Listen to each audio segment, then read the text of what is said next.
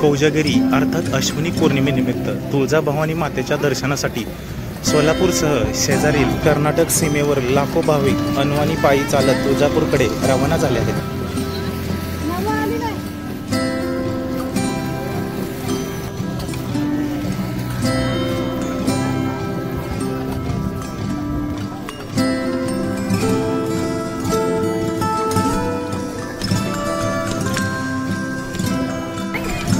सर्व भाविक सोलापूर येथे आल्यानंतर प्रथम रूपा भवानी मातेचं दर्शन घेऊन पुढे तुळजापूरकडे रवाना होतात।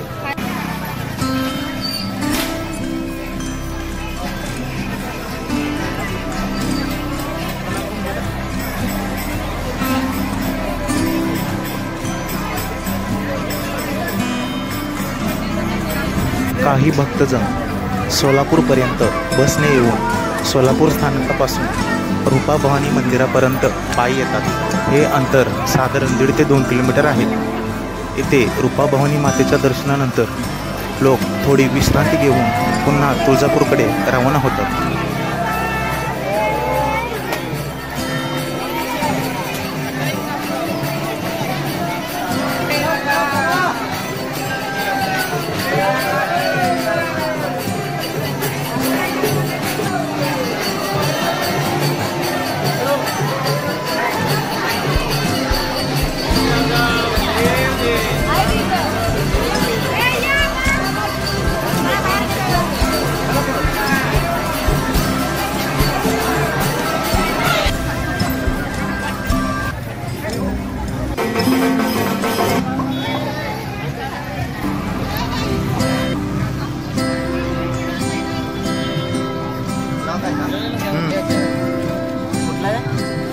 पंढरपूर